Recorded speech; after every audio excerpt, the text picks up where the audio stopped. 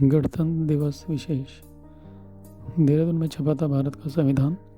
भारत का संविधान संघर्ष और जज्बातों से बनाया गया है। दुनिया के सबसे बड़े लिखित संविधान को अमली जामा पहनाने के बाद सबसे बड़ा काम था उसकी प्रतियां छापने का।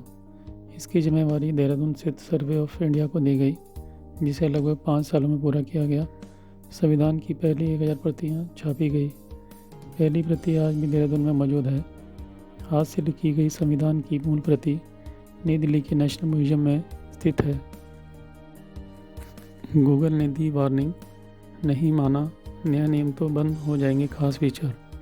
गूगल ने जीमेल यूज़र्स को एक वार्निंग दी है, जिसमें कहा गया है कि अगर यूज़र्स ने आज कंपनी के नए नियम को स्वीकार नहीं किया तो जीमेल के कई फीचर्स ब्लॉक हो जाएंगे। गूगल ने कहा कि अगर यूज़र्स नए फीचर्स का इस्तेमाल करना चाहते हैं तो उन्हें कंपनी के साथ अपना डाटा शेयर करना पड़ेगा। नियमों को स्वीकार न करने पर स्मार्ट कंपोज असिस्टेंट, रिमाइंडर्स और ऑटोमेटिक ईमेल फिल्टरिंग जैसे फीचर्स ब्लॉक हो जाएंगे। क्या आप जानते हैं किस शख्स ने अपने हाथों से लिखा था पूरा संविधान? क्या आप जानते हैं कि हमारा संविधान किसने लिखा? इस सवाल का जवाब डॉक्टर बी आर अम्बेडकर नहीं बल्कि प्रेम बिहारी नारायण रायजादा हैं। जी हाँ, डॉक्टर अम्बेडकर को संविधान सभा की ड्राफ्टिंग सभा का अध्यक्ष होने के नाते संविधान निर्माता होने का श्रेय दिया जाता है, लेकिन प्रेम बिहारी वे शख्स हैं जिन्होंने अपने हाथ से अंग्रेजी में संविधान की मूल कॉपी, जिसे पांडुलिपि कहते हैं, लिखी थी। इस काम में उन्हें पूरे 6 महीने लगे। आ रहा है नया टैक्स, वाहन रखते हैं तो जरूर पड़ेंगे कवर। अगर आपकी गाड़ी 8 साल पुरानी है तो टैक्स देने के लिए तैयार हो जाइए। केंद्र सरकार 8 साल पुराने वाहनों पर टैक्स लगाने की तैयारी कर रही है। केंद्रीय परिवहन और राजमार्ग मंत्री नितिन गडकरी ने पुराने वाहनों पर ग्रीन टैक्स लगाने के प्रस्ताव को मंजूरी दे दी है। फिटनेस प्रमाण पत्र दिए जाने के वक्त इस टैक्स का भुगतान करना होगा। हालांकि अभी इस प्रस्ताव को राज्यों से परामर्श लेने के लिए भेजा जाएगा। गलत समय पर सलाद खाना हो सकता है अनहेल्दी। सेहत के लिए सलाद बेहद हेल्दी होता है, लेकिन क्या आप जानते हैं कि सलाद को खाने के साथ नहीं खाना चाहिए? दरअसल कच्चा और पका हुआ आहार एक साथ खाने से हमारे मेटाबॉलिज्म पर ज़्यादा दबाव पड़ता है, क्योंकि इसे पचाने के लिए हमें ज़्यादा एनर्जी की ज़रूरत होती है।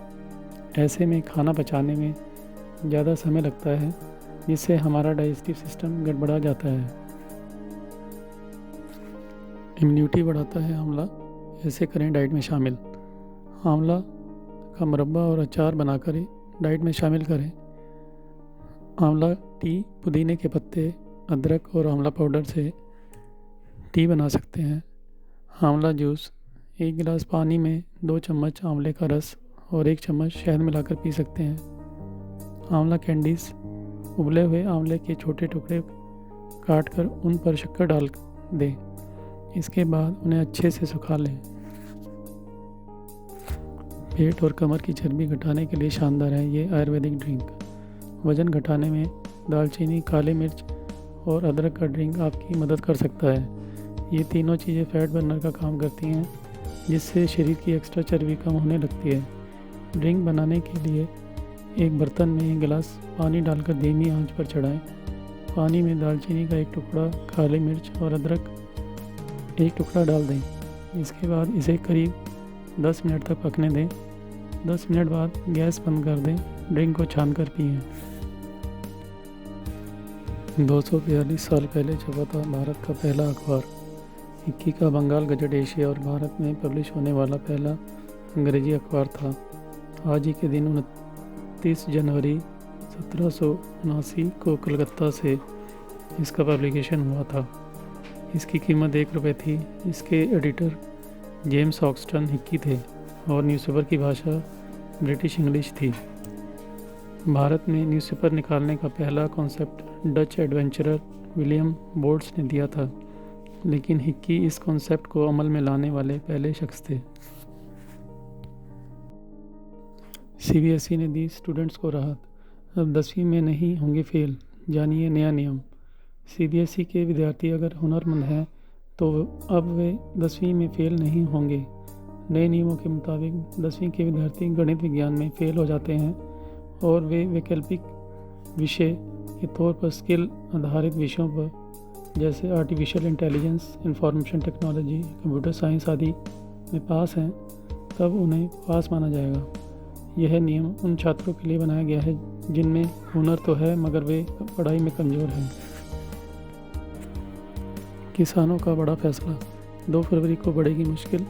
गणतंत्र दिवस पर हिंसा के बाद जिस किसान आंदोलन को कमज़ोर मान लिया गया था, अब उसमें एक बार फिर से गर्मजोशी नज़र आने लगी है। कई किसान नेताओं ने शनिवार को दावा किया कि अधिक किसान समूह दिल्ली जा रहे हैं और 2 फरवरी को दिल्ली की सीमाओं पर किसान संगठनों और कृषि मजदूरों का जमावड़ा होगा। भारतीय किसान यूनियन राज्यपाल के अध्यक्ष बलबीर सिंह ने कहा कि उन्हें 2 फरवरी को ऐतिहासिक भीड़ की उम्मीद है।